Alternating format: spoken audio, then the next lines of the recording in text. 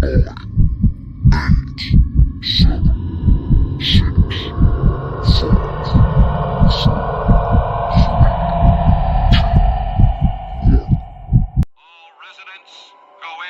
stay in your houses.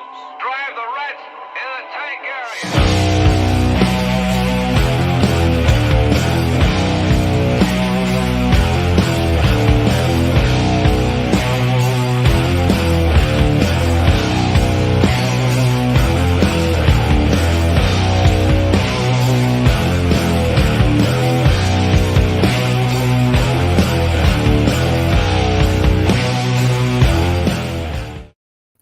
Hey, it's another Manic Monday in every sense of the word. Everything that could possibly go wrong has in fact gone wrong, but hey, we survived it. We're still here. Hopefully you guys are still here too, as I see you all filing in at the moment. This is definitely the time. If you are a Samhain fan, Misfit fan, or, well, let's face it, Danzig fan, this is the one for you. And if you know somebody that digs this shit, share it out right now. This is your time, your chance, because we're going to give you some history by one of probably their most iconic album. And it's November, so what better album to choose than Samhain's November Coming Fire? Because I can remember listening to it for the first time as a kid and going, holy shit, what is he saying? I must know. But before we get to all that fun shit, while you guys are busy sharing everything out, let's take a quick commercial break to our brothers at Villain Arts Tattoo Conventions. Check that shit out.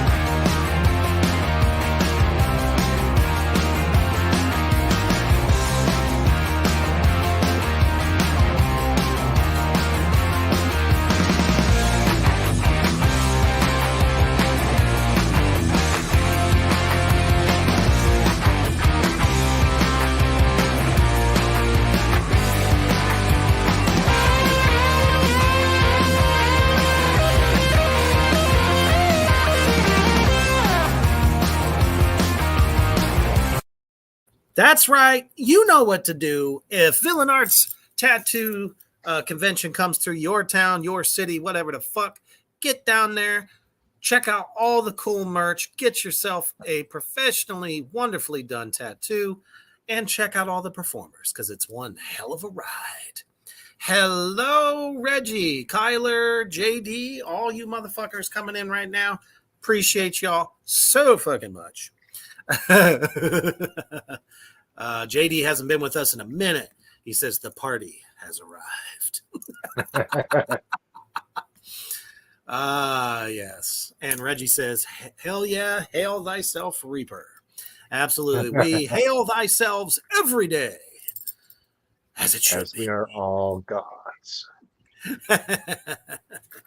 Now, so in New Jersey, during the almost mid-'80s, little guy by the name of Glenn Danzig, you might know him, might have heard of him, decided that his tenure in the Misfits wasn't quite the musical direction he wanted to go in, and formed a little band after, actually appropriately named, of the pagan holiday of Samhain, which for most of us out there probably do know that, but there was a lot of people back in the 80s that didn't have a fucking clue.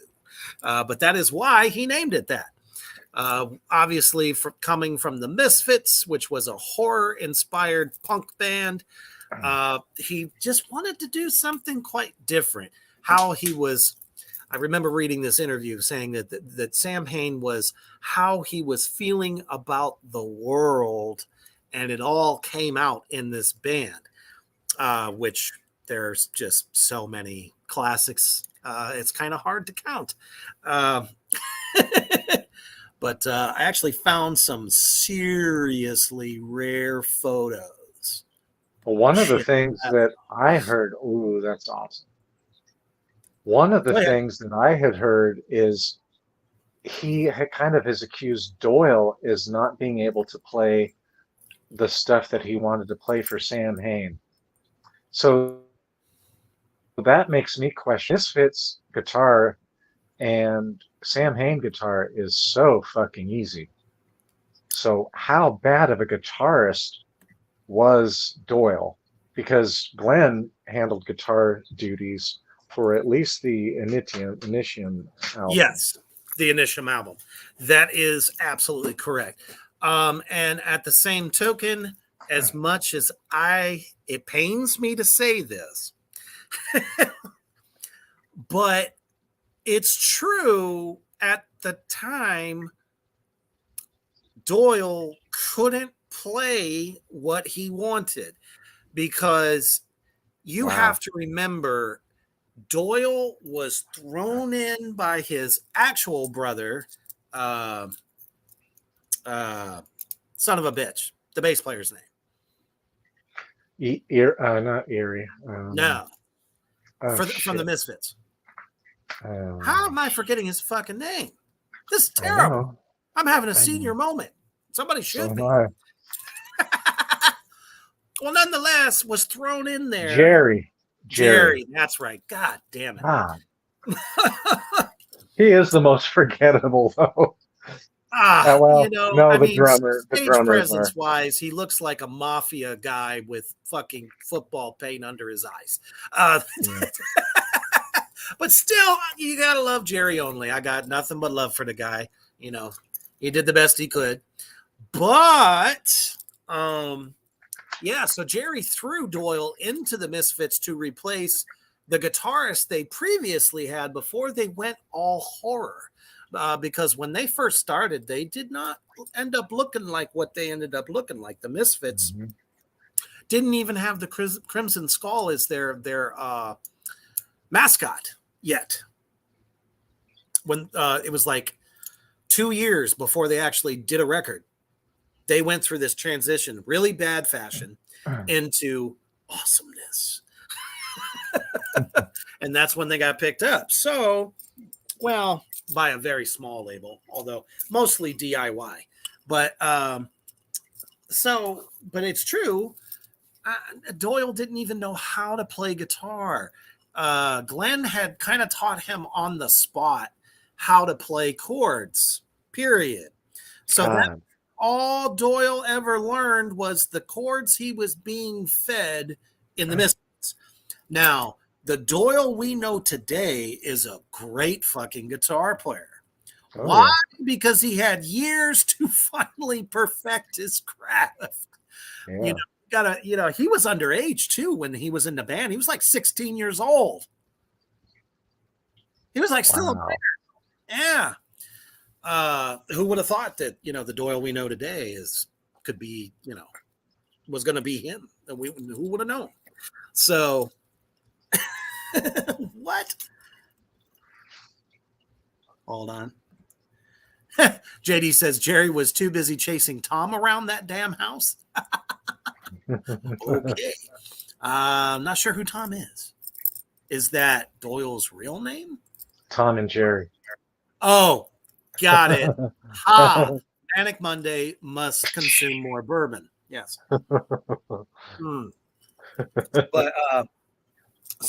this was the vision that Glenn wanted, because he is someone who is constantly evolving, as we know, especially music-wise, taste-wise. Kyler says, it pains me to say this. If we're going to have a Danzig episode, we can't forget the horn. I'm starting to think that Kyler wants this now. Usually he's like, please don't. But yeah, he's the first one to fucking talk about it, right? So, Eh, eh. That left nipple really is a little bit lazy. Ah.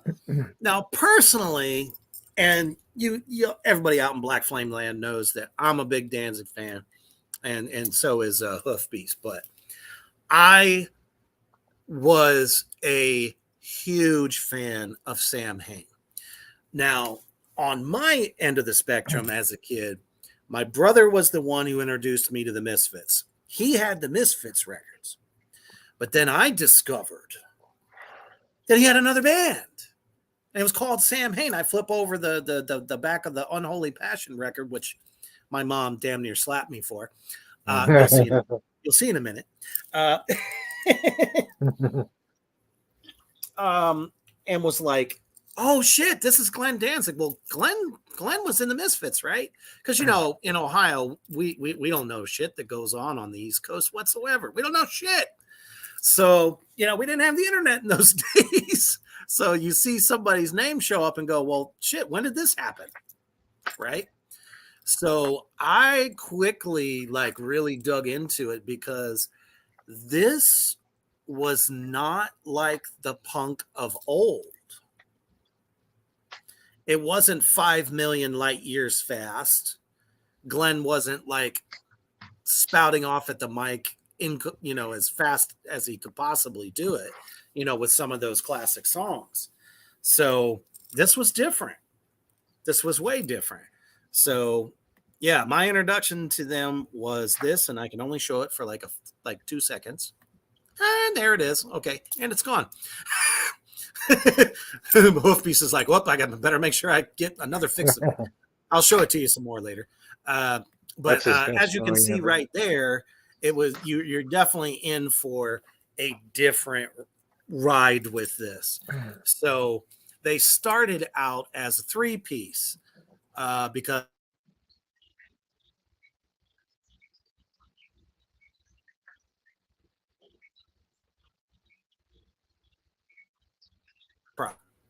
and I'm back. Yeah, okay. Sweet. You said they started off as a 3-piece. Yes, they started off as a 3-piece because Glenn was the only one playing guitar at the time. They didn't have anybody else. And Glenn is not a good guitarist either. I would love to see some footage of Glenn playing guitar and doing vocals at the same time. I don't know if he can do it, and I'm not sure how those Danzig Sings Elvis shows went. Did he put on a guitar? I mean, we see shit tons of, even more so now than ever, Danzig with his Les Paul. It's the famed black Les Paul. Yeah. So, and I've heard him play.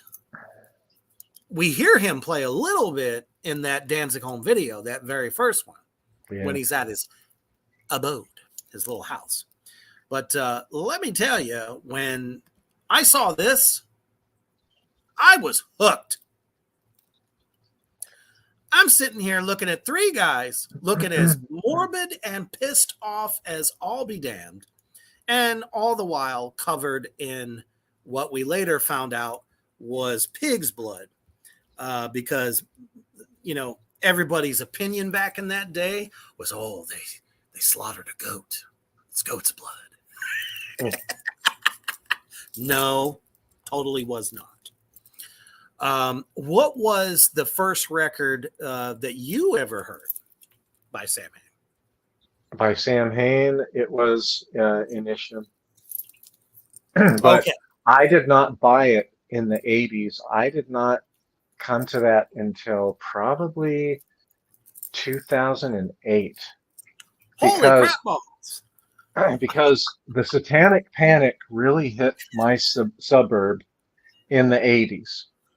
And so I felt like I was doing something wrong by looking at something like this. But it was so right. Yeah, so I didn't even give it a chance. And so then when I did get it, I knew later on, after I left Jesus in 2003, I went ahead and got both of these, but I couldn't find the others. Now, what was the fourth one? The final something? That was and it was a previously unreleased album Yeah. that came out surprisingly in, I want to say it was released in early 2000s, The Final Descent, Yeah, the final descent, that's it. of Yeah, which I I had. that one was used at the record store for years and years and years, and nobody ever bought it. That's because the only thing anybody wanted to hear during those days was fucking Danzig. Yeah. I mean, and I can understand why, but for me though, when that album came out, I was like, I need to hear it because I heard a rumor about that record, and that rumor was true. Those were the only Samhain songs that John Christ played before they changed their name to Danzig when they got with Rick Rubin. Those were the songs that didn't make the album. We'll talk more about the history. And then they did one on there, and Chuck Biscuits and Eerie Von played, and that song. Yes, there was one. Yes, there was. There's one. All the rest, he used a drum machine, and he didn't do a great job, by the way. Well, especially the technology back then. Well, sure, and he was still doing it DIY. Yeah. Because at this point, Plan 9 Records was Glenn Danzig. Like, that was his creation. I think we kind of need to talk about Glenn Danzig as a musician, the good and the bad, because there is bad. Well, sure there is. I mean, come on. So, okay, so Carcass put out their first two albums, and they had terrible production. I can't remember, but they recorded everything in just like a few hours. Basically, they played the songs live, recorded them. They didn't have them individually tracked, so they couldn't do adjustments. So what you got, and a lot of people love it for that. I don't. I want to hear. I have to admit, it sounded better than the Misfit records. Pretty close, but there's so much more going on. All of what Glenn Danzig has written gives you a lot of room to breathe. It's not, grindcore like those are like the first grindcore albums, Reek of Putrefaction and Symphony of Sickness. So having said that, like, I'm not okay with Glenn having shit production, especially on Initium. Like, that sucks. So when I heard that, I was like, the fuck? This sounds like shit.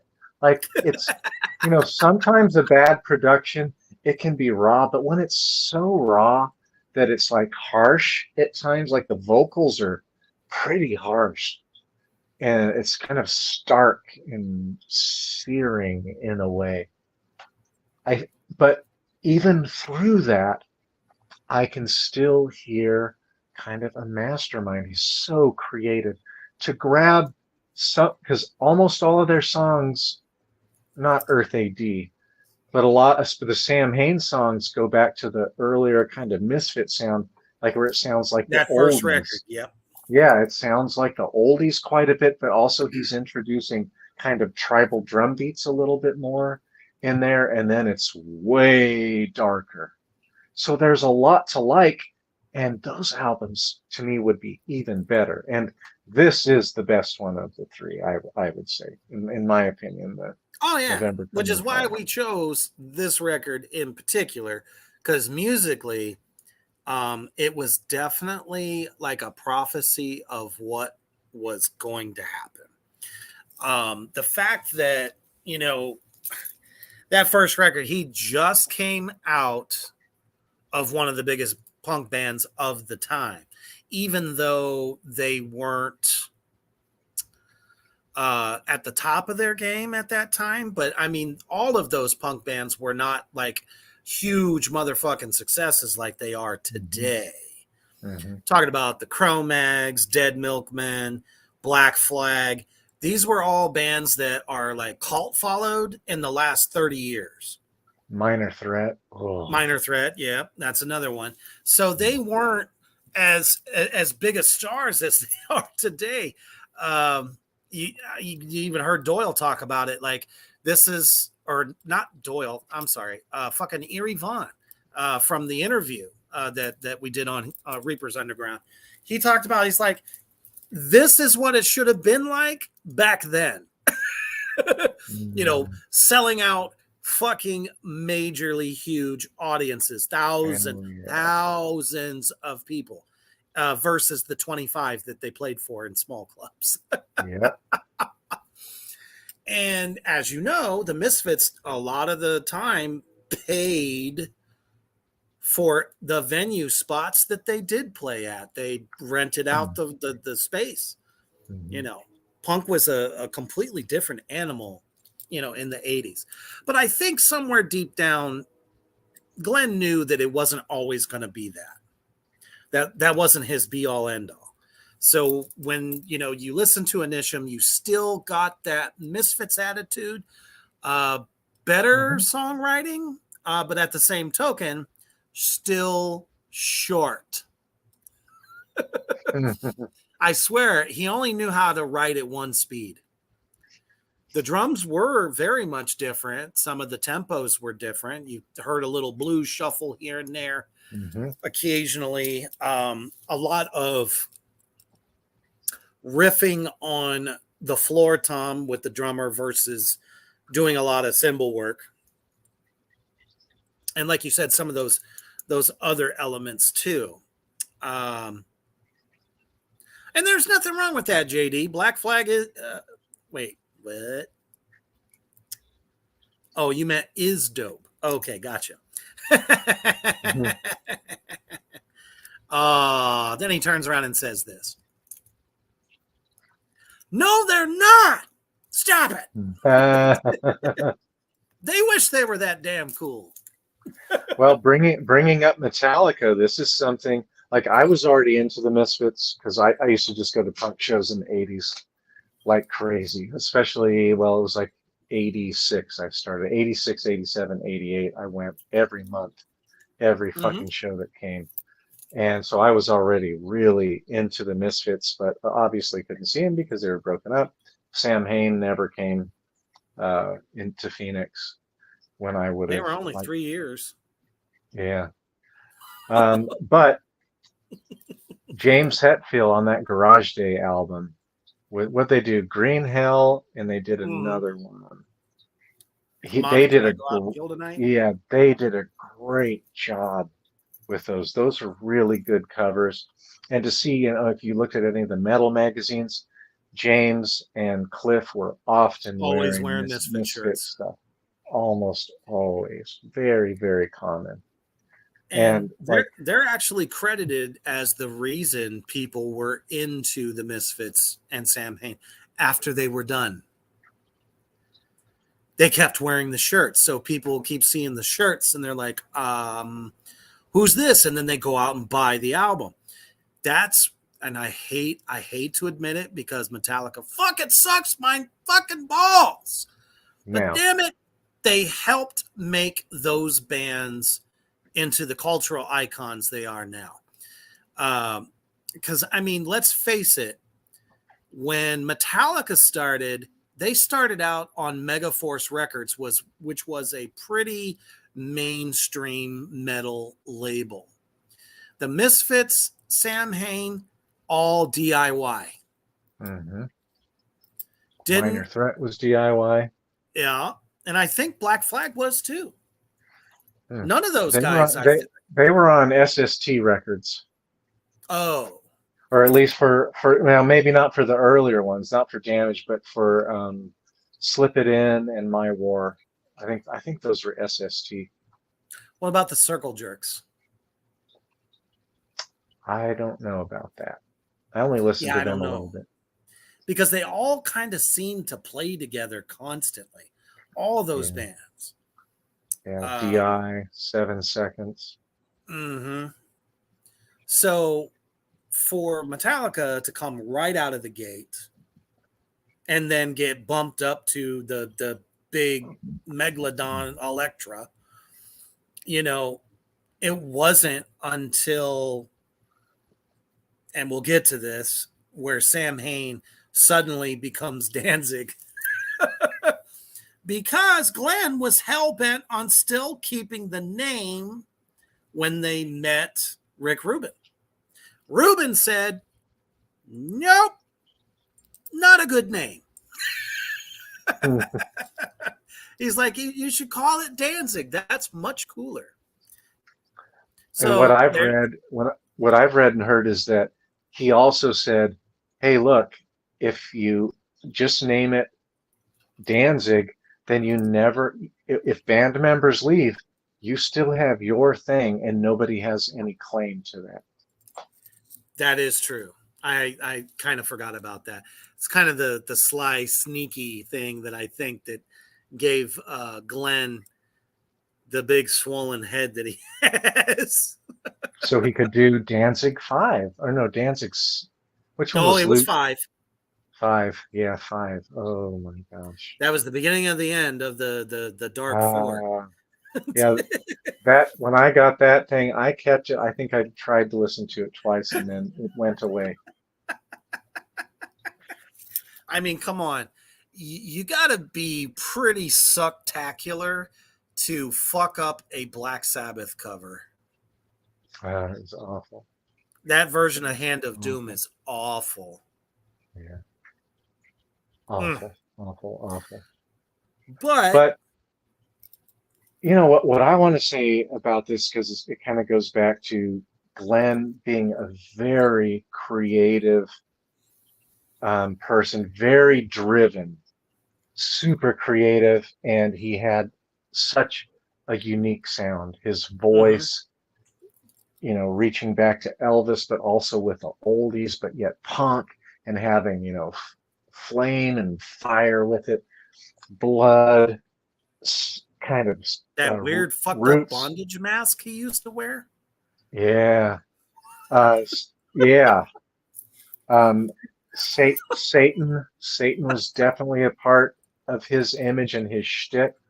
Right. But I love, of all of their work, my number one is this. Thank you, Rick Rubin. Thank you. I give Rick Rubin so much credit. And my second best is Earth AD. I love this album. Oh, and it's a great album. So many others are really, really close, but thank you, Rick Rubin, for this. Excellent production, bringing John Christ in, kind of that type of quality. Like, that was really important. And, some of the things that I've read about John Christ is Danzig didn't want him at first. And Danzig shelved him. And John Christ kept on petitioning Glenn until Glenn just finally gave in, and was like, okay, he's our guitarist. Glenn said that he was too metal for him. Well, and not to mention, he was more hell-bent on keeping Dee Ramone as the guitarist. The Ramones had broken up for the 5,000th time at the time, and the lead guitar player from the Ramones was all about wanting to get into his band, and they had everything set. They took photos, whole 9 yards, and they had a show booked. Erie said they had a whole tour booked or whatever, and dude flaked out, didn't show up. Over, done with. So it's glad. Like, you know what? And if Glenn was really trying to start something different, with Samhain in the direction that it was heading, that wouldn't have been the guitar player to go for. At least I don't think. And it's almost like, he just wasn't ready to shed his punk roots at that point. I think that's why he wanted to keep him. And then, You got to remember, a lot of the songs on that first Danzig record were Samhain songs that were played super fast until Rick Rubin said, nope, slow them down. Which is why, like, for instance, on November Coming Fire, the longest song on the whole album is 3 minutes and 17 seconds. Now, by standards, that's a standard length of a song, like a normal, regular song. But Diabolus 88, 1 minute, 25 seconds. Kiss of Steel, 131. And I think, yeah, that was the shortest song. Although, for whatever reason, Human Pony Girl is 4 minutes and 57 seconds. Oh, I love that song. That song is so Oh, it's good. a great song. Don't get me wrong. It's very, very dark and very sexual. I guess he needed a little bit more time to get all that out. But the record kicks off with a revamped Halloween Part 2, done in the Samhain way, which actually I kind of dug it better. And to me, that was kind of genius for that time. Yeah. Because everything was heading the way. We had Slayer, and what was Slayer about? Speed. We had right. the beginnings of death metal coming upon us. That was about speed. Punk was about speed. Hardcore was about speed. It was like a race to be the fastest band in many ways. And Glenn had the vision to say, no, we're going to slow this down. It is different, but I think most people, if they're familiar with the Misfits, when they hear Samhain, it's still that Elvis type voice. They're still reaching back to the 50s and that type of music, 50s even more and so early than 60s. Misfits ever did. Yeah, I could maybe not There's less Legacy of screaming. Yeah. Legacy of Brutality had a lot of the old reaching back, harkening back to the 50s and 60s. Kind of wish they would have stuck with that. Yeah, it's really good. It's really, really good. I agree. It's really, really good.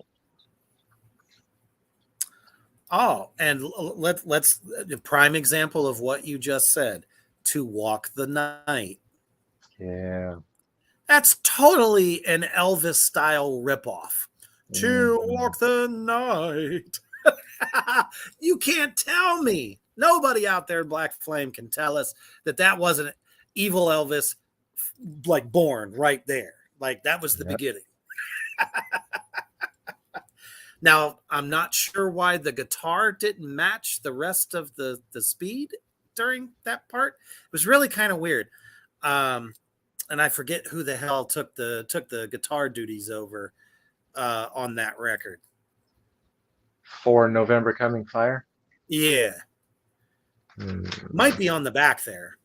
Now that song that it's got it. Damien? Or is that London May? I think London May's the drummer. Yeah, Damien. Whoever Damien was. But his guitar part during there, it sounded kind of crappy. It could have just been recording quality. They just didn't record it well. But when the chorus kicked in, it was like, oh, this is great. Sounded good. It was just like straight chugga, like no, versus the hey. I don't know what the hell that was. But nobody was really paying attention to what the guitarist was doing because Glenn's fucking bellowing voice for the first time since the Misfits, like, you really got some depth. Oh, that's awesome. Mouse Bomb. Yep, absolutely. Definitely a big fan of Killer Wolf as well. Oh, it was a great song off of Danzig too.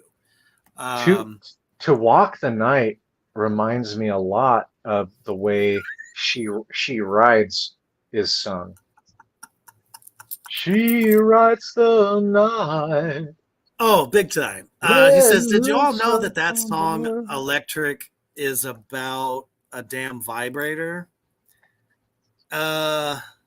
Which Samhain tune are you referring to? Now, the whole Unholy Passion album is about sex. Oh, That whole oh, the EP, fucking way. the whole EP is.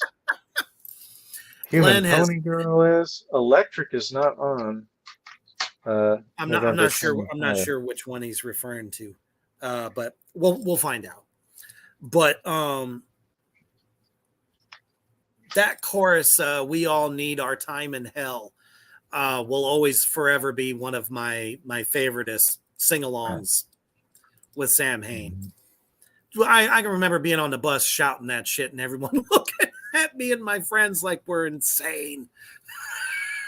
Yeah, like when I think back about Danzig's career, and it's only the first four Danzig albums that I even consider. There were some others that came about 10 years after the fourth album that were okay, that weren't bad. Yeah. But I always think of just the first four, and mostly the first three Danzig albums. But Sam Hain was neglected big time.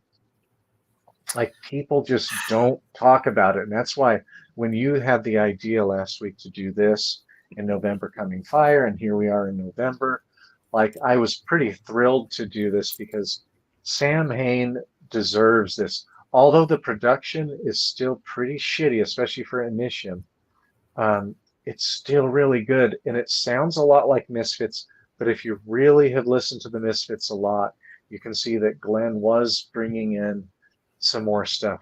Glenn was a visionary musical artist. Oh yeah, dude had a vision for every concept for everything he ever did, all the way down to what the backdrop will look like, how they should look on stage.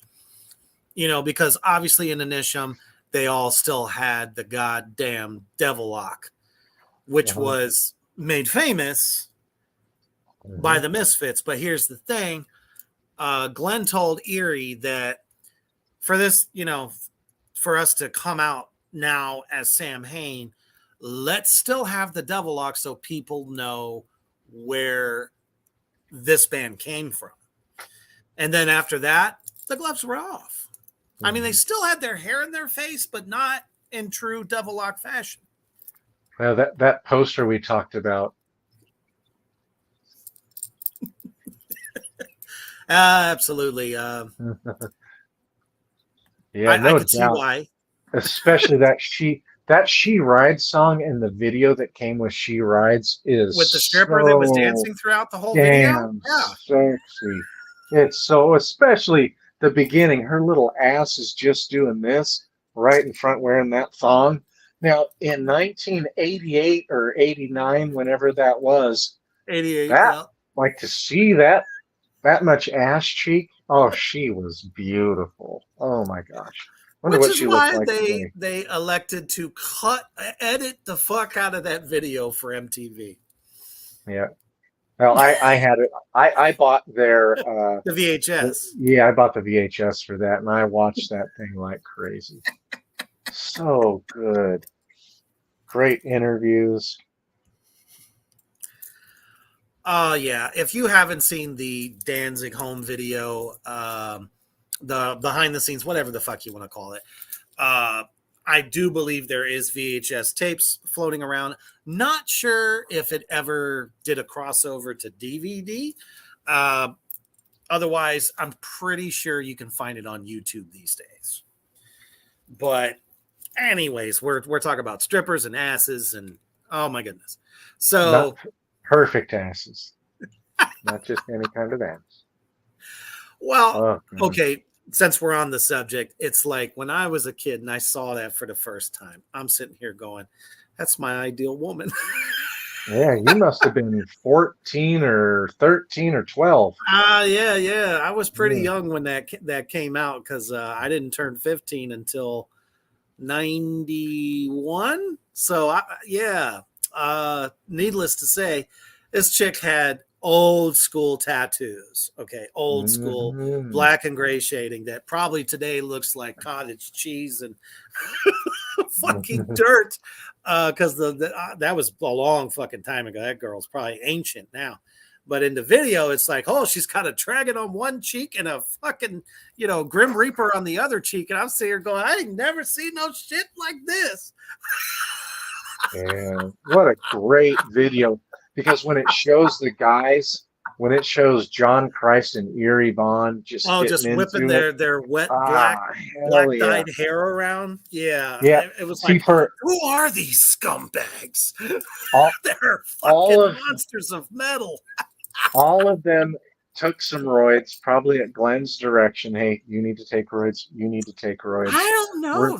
We're going black pants. Bodybuilders, oddly enough. Were they? Yeah. That's what Eerie said. I don't know. But it showed. I mean, they weren't like, John 24-inch guns or nothing. But John was he was a big dude. Yeah, but when they did the photo shoot for the first Danzig album, he wasn't that big. But when I saw them for How the Gods Kill, he was yoked. Oh, he was much bigger. He was big, and so was Glenn. Glenn was huge. Eerie was big as well, except for Eerie's just so tall that it's harder to show all that bulk. Yeah, he's really tall. Yeah, you see a picture of Christ standing next to him. It's a big difference. Yeah. Opened up for Black Sabbath with Ronnie James Dio. Oh, that was such a good show. Now, Chuck Biscuits didn't go shirtless, and he didn't work out either. He did a couple times. Oh, did he? Oh, yeah, maybe like later on in the shows, yeah. And he's back behind the cymbals. Yeah. Because I mean, that dude was on a 4 or 5 foot fucking drum riser for Dancing 3. He was getting fucking sunbaked by those goddamn lights. Holy crap. And he's, fleece as white as snow. So you can imagine he was getting burnt. We digress, though. So back to oh shit. I mean, you could hear some of this what was Unbridled also from Initium. That was kind of there was definitely more of a fixation on like the sexier stuff, which is why I think Danzig pulled out the strange what looks like, and I've gone back and looked at as many times as I could, this leather mask that he stuck on his head for the shows that only let the mouth out, mind you. So you could definitely tell it was a bondage style kind of thing. He was a freak. Then again, if you read any of the Misfit comics, they were freaks, but him in particular. But it had like these one little horn here and one little horn there, but leather. It wasn't like long and pokey. It was like fucking Hellboy.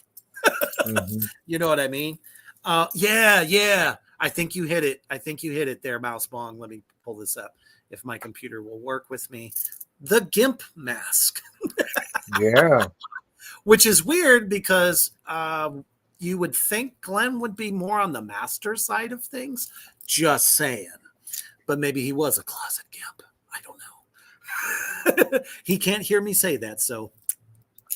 Well, there's many times where there was a camera on Glenn and he's talking about sex and his interest, and he just I love it all the time. And very darkly. I mean, songs like that, In My Grip, that was another one. Mother of Mercy was another one. There was always like this undertone that really comes out in Danzig more, in your face, obviously. But it was always there. And it was just like he said in that one interview, I want to say probably about 5 to 10 years ago when he was doing the Legacy shows. That was like Samhain was his dark vision of the world. And in that world, it was just chaos and fire and brimstone, Satan everywhere, demon skeletons dancing all about. And all this stuff. That's most people don't realize this either. That was the first time the cow skull was utilized, because it was never utilized in the Misfits. It was always the Crimson Ghost. So, all the way from the start, from Initium, that cow skull was there. And of course, and I never picked up on it until Erie told the story, that the reason that's still there is because they were still Samhain. And just think, if Rick Rubin would have never have said, what you dropped some knowledge on, that they probably still would have been Samhain to this day. Would have been fine with me. I don't care. I know. And I also wonder, though, what would it have been like if Samhain actually recorded in a good studio? Like, would that have changed some of the sound? Now, I remember reading Metal Maniacs way back in like the late 80s and early 90s. Mm-hmm. And of course, when Danzig came out, I was so excited. Loved that album. Loved Lucifuge when it came out. I was totally into that. Best follow-up album ever. Yeah, maybe album of the year that year. Like, I listened to that album when I was in Ranger School. I had listened to that album so much in the 2 months before I went to Ranger School. And when you're in Ranger School, you're way out in the woods, right, for three fucking months, pre-Ranger, and then the other 2 months of Ranger School. And so you have to have songs in your head because it's so freaking boring a lot of the times. And I had that album in my head like crazy. But like I said before, I'm so glad that Rick Rubin got a hold of this. And what Glenn Danzig was saying in these interviews is that so whenever they were having Danzig shows, everybody was calling out Misfit songs and some Samhain songs that the crowd wanted them to play. And Glenn, I remember reading this. I don't have these magazines anymore, but he was not happy with that. He was really proud of the production that they got with Rick Rubin, and he was really proud of John Christ and Chuck Biscuits and the sound that they had. He talked in this article about how they had improved as musicians a lot. And I really, I totally believe it because it was in the article and I read it. And when you hear about Doyle and how he was upset with Doyle with the Misfits because Doyle couldn't play the guitar that he wanted him to play for Samhain. I know, but I'm still confused. Like, how can you put out music that was so poorly produced and it sounds so bad, like that's jarring and not in an artistic way, in a poor production way. But anyways, my point is that he was really proud of Danzig and the musical direction, at least for 3.5 albums. And then we got your favorite album that came out. That's what happens when you let Danzig take over in the engineer's booth. Yes. Oh my gosh. Disaster. Well, now I've thought about this a couple of ways. So back in the 80s, especially with punkier music and some of your more underground thrash or, I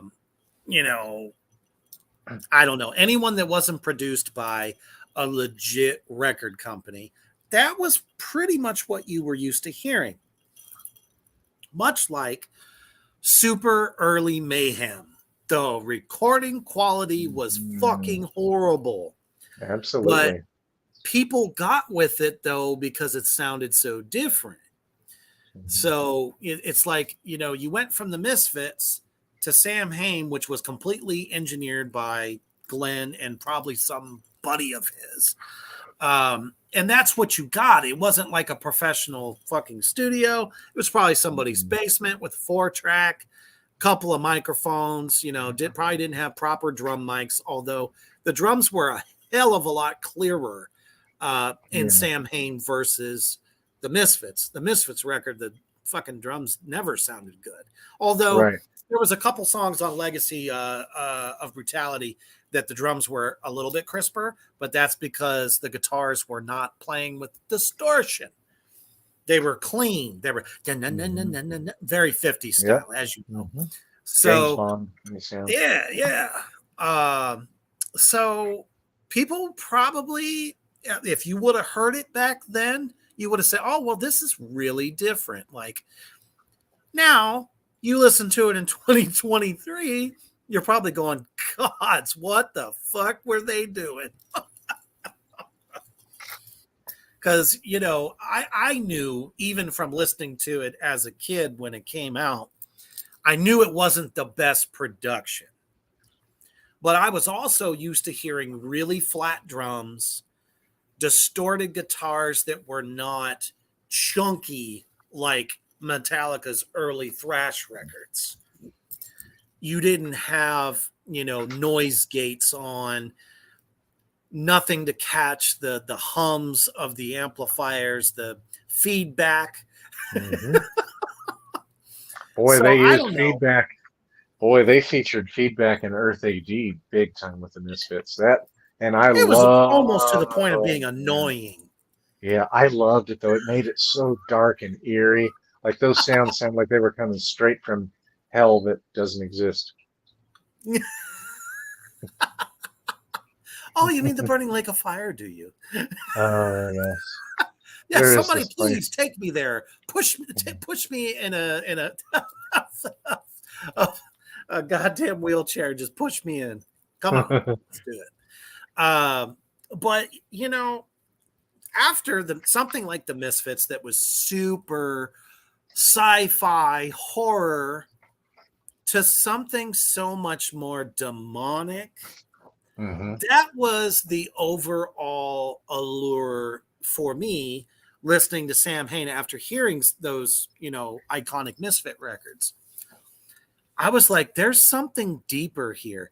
And what the hell? I think it was, Diabolus 88, I believe, where the entire song is in Latin. Mm-hmm.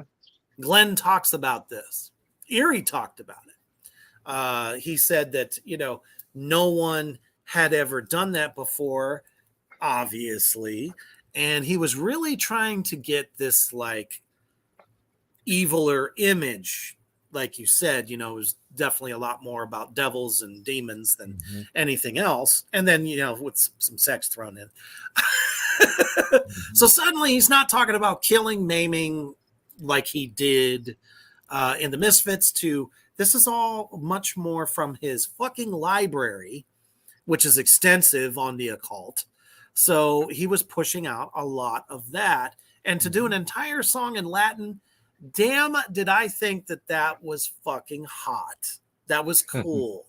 Because not even the big metal guys did that at all. Venom didn't do anything like that. I mean, there was a couple instances where there were some samples, but this is Glenn, like little Italian Glenn from Jersey. It's fucking singing in Latin. And then just like, oh, so what does that translate to? What does this all mean? So definitely just darker, man. Even the artwork. Shit. From the first record Initium, it's like you knew you were in for something different. This wasn't, raise your fist to the man, and I'm going to sing about JFK and chopping little girls' heads off, nail them on my wall, which is a great song. Don't get me wrong, but this wasn't it. This was something different, and the lyrics got more intelligible. To your knowledge, was there any album covers or any imagery associated with the band that was more provocative and dark than that? I Venom? mean, that was a statement. No. Yeah, like I don't think there was anybody like Slayer's Show No Mercy with Baphomet and the pentagram was made of swords in the back. Like that was pretty jarring. Venom's albums were But it was more jarring, their cartoony. photo shoots. Yeah, a little bit. This was really, really fucking dark and creepy. Like to me, that was just like, oh, this is a whole new level. Like It was. If Marilyn Manson had been himself and added all of this blood like this, that would have really upped what he did. Oh yeah, I mean, Glenn was always about pissing people off, Oh, he loved that. He especially laughed about that. the Christian Coalition, all that shit. He always wanted to like scare the fuck out of people, and I think he was smart enough to know that, hey, I'm really interested in the occult and stuff like that. I've never been able to interject that into anything I was doing previously. So creatively, he's like, I think he was really getting more into the cult at this time, Mm-hmm. and it just came out. Just looking at the album cover there, you never would have saw that on a Misfit record. And of course it represents all four members of the band because there were four, and then of course Glenn is the big cow skull guy in the middle. And this was like a roaming theme. Which is why when Unholy Passion came out, I was like, before that, it came out before this one. It was like, I'm surprised he went with a more Misfit style album cover, which is your favorite album cover for various reasons. You have a cartoon-esque, thing.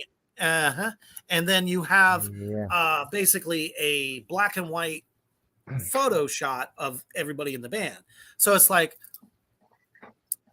you went from Initium that literally caught everyone's attention, like who the fuck are these guys, to that, which was a little bit more. I mean, Unholy Passion was a sexy record, period.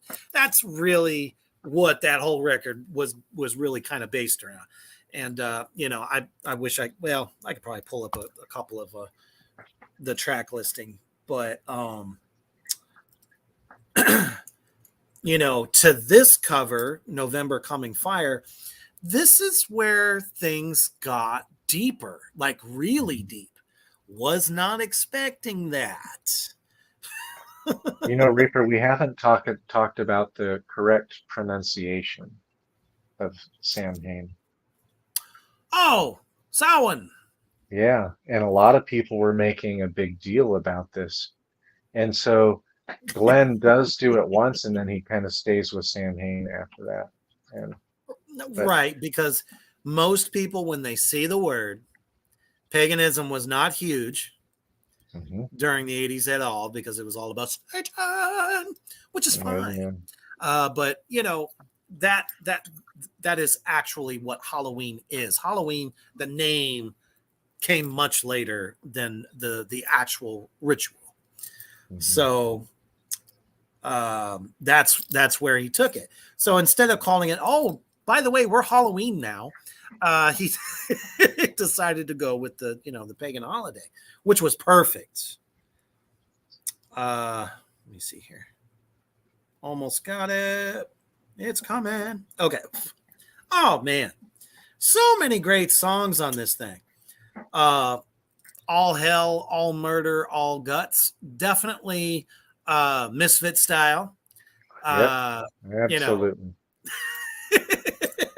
And it's a faster song, but it's not blinding fast like the Misfits. Oh. But it was a fun tune.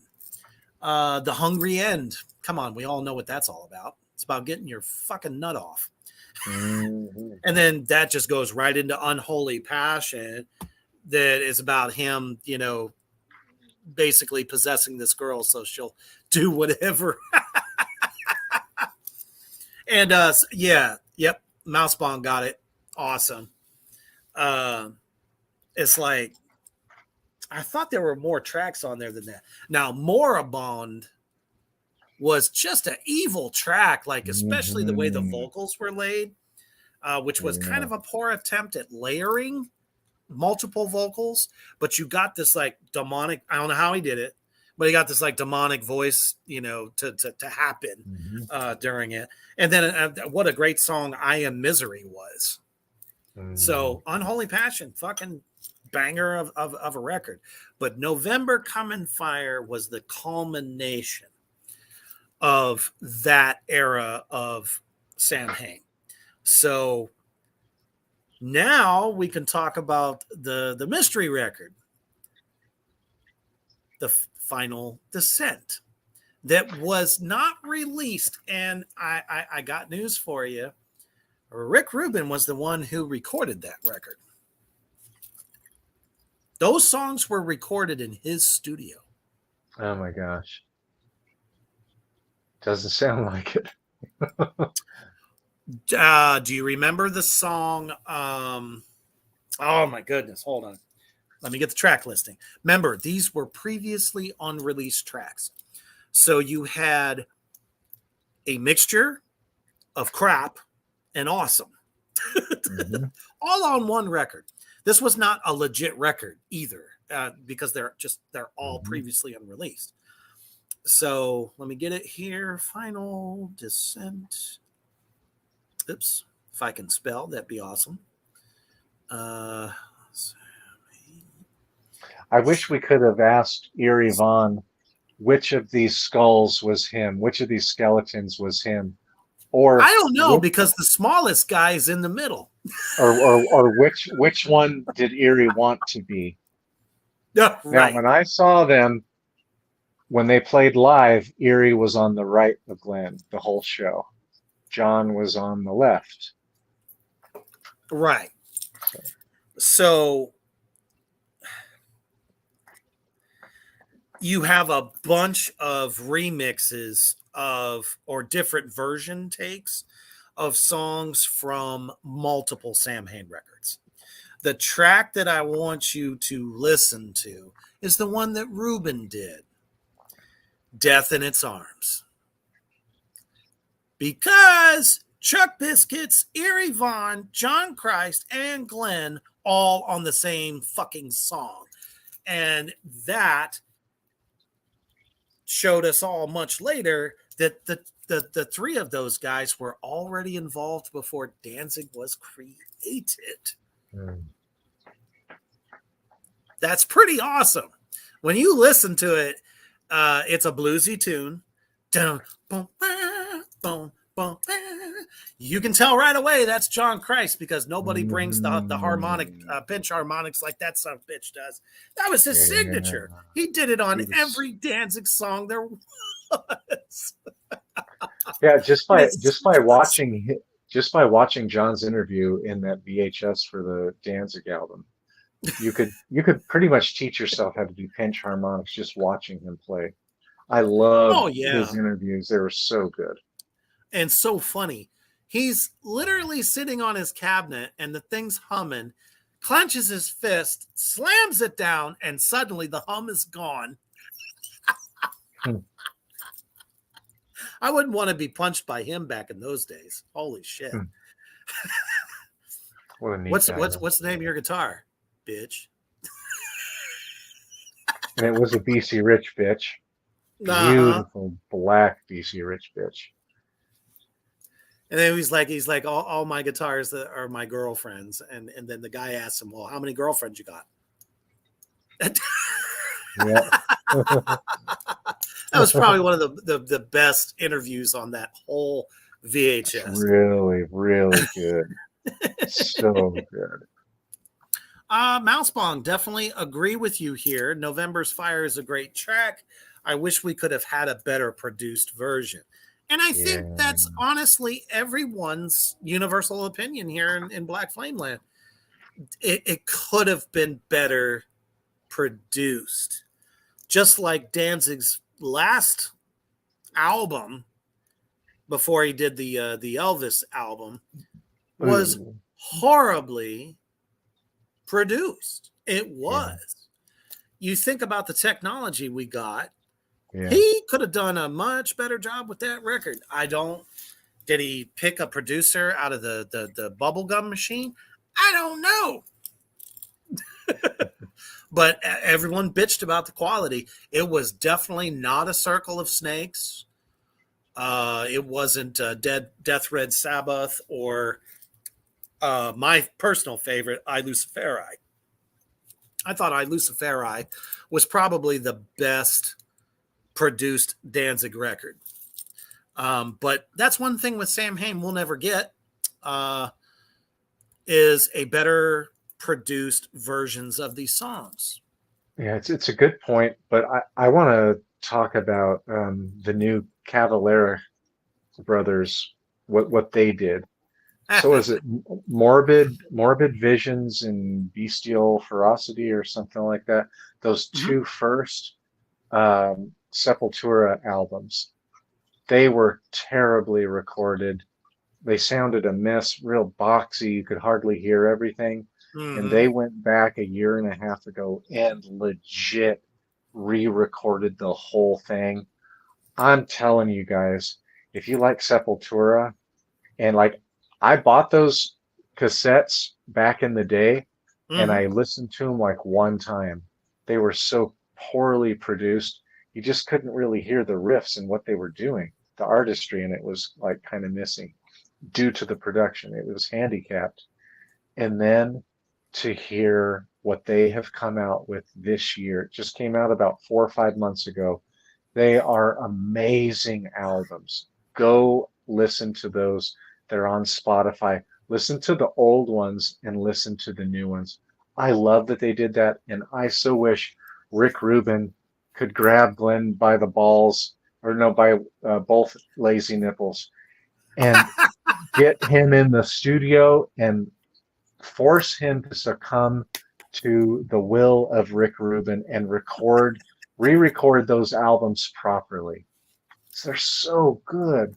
Like they have so much good songwriting potential. They're real catchy. All of the Samhain albums, all the songs are very catchy. Why the hell? I would love for them to go back and do that. He would make think of the money he would make today with the Misfits and Danzig's legacy if he went back and redid those.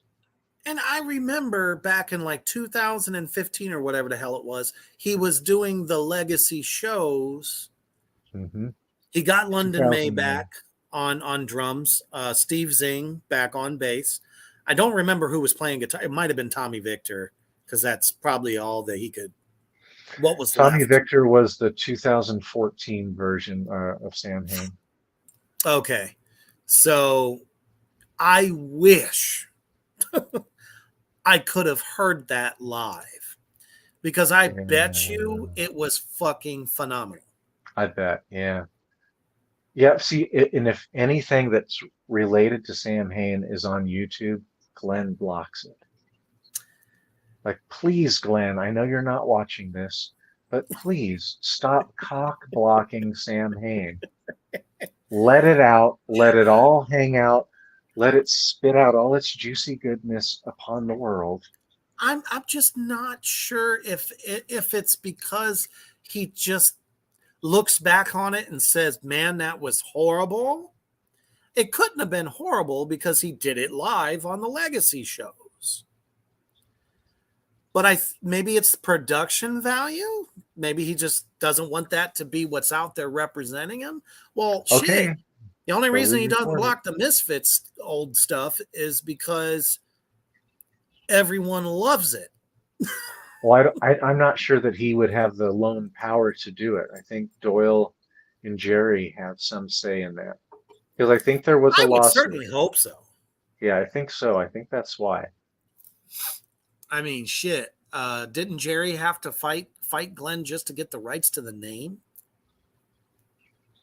so that they could carry on? As yeah, absolutely, they did. Yeah, because then they had Chris Graves and Jerry took over on vocals for a while. So it's like they were able to carry on, but you're right, they had to fight for it in court. That's for sure. But Samhain is like, why would you want to? There was nothing bad about that band. It was creatively awesome, very beautifully dark, and you got a better representation of Glenn's voice before Danzig happened. He was just good songwriting, different style of drumming, even though it kind of teetered on punk a little bit. It was kind of its own thing that stood out from everything else. Everyone still has very fond memories of it. I mean, if the t-shirts are still getting printed, why can't you go on Spotify, iTunes, whatever, and find any of this? Now, what's the I mean, deal with this? There's another band that calls himself Samhain. So if you I guys go on saw that. Spotify, they're going to have like 38 songs by this group Samhain that is not Danzig Samhain. And I bet you they did that because they realized they weren't going to get browbeat over the head because, none of Glenn's stuff is on there from this band. So, oh well. So that is our synopsis of the legacy of Samhain, and especially the best album of them all, November Coming Fire. You could probably still get your hands on this at a CD store, a retro store, definitely online. I think you can find copies that are used probably, but be careful. You don't want to end up getting a CD that's all scratched up, but it's the only way you're going to be able to hear this stuff. And it's awesome. It definitely much different than the Misfits, but not quite Danzig. It was its own animal. We thank y'all out there so much in Black Flame Land for joining us on this fantastic Manic Monday. And, we got the rest of the week to look forward to. Don't forget this, I believe it's Wednesday. Yes. I have Summoner's Circle joining me in the underground. Saw them at the Tennessee Metal Devastation show. They are doing awesome. They are prog metal, black metal, doom metal, death metal, all wrapped into one band. So definitely might want to check them out. Definitely tune in. It's going to be a good time. These guys are fantastic performers. What a stage show for a more underground indie metal band. So, and we are going to be returning this Friday to the goddamn program. So I'll be talking to you about that afterwards there, Hoof Beast. And it's definitely time. We've taken some time, a much needed mental break before this week. So I am ready to get back in it. So as you guys are laying down with visions of Glenn's lazy nipples and a leather-clad gimp mask that he wore during Samhain, the one thing you must remember, no matter what, stay heavy. All residents, go in and stay in your houses. Drive the rats in the tank area.